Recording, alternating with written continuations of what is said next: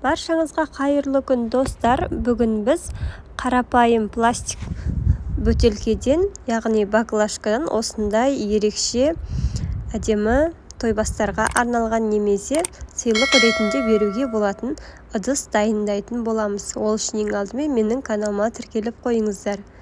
Бізге осындай қарапайым баклажка керек және осы жерін кесіп алатын боламыз. Міне, екеуін бірдей қылып кесіп алдым. Енді қызыл түсті жылтырақ фоамиранымызды алып, бірінші ортасынан бүктеп, осындай қайшының көмегімен осындай қиықтар түсіріп алатын боламыз. Бұл бізге ішіне сыйлығымызды салу үшін қажет болады. Осылай қиық түсіріп алдым. Енді баклажкамыздың дөңгелек қылып ұстап тұрып, ыстық клеймен немесе суба клей пайдалансаңыздар да болады. Осылай жиегіне жағып шығып, бағанағы қиықты қақ ортасына келтіріп, жабыстырып шығатын боламыз және жиегін түзулеп айналдыра қиып шығатын боламыз. Міне осылай жабыстырып алдық. Енді төбесіне бүтін фоамиран жабыстыратын боламыз. Оны да жаңағыдай әдіспен жабыстырып алатын боламыз. Енді қара түсті фоамиранды ұзынша етіп қиып алып, менде самоклеющий фоамиран, осылай өзін айналдыра жабыстырып шығатын боламыз. Осылай астына жабыстырып алдым, айналдырып.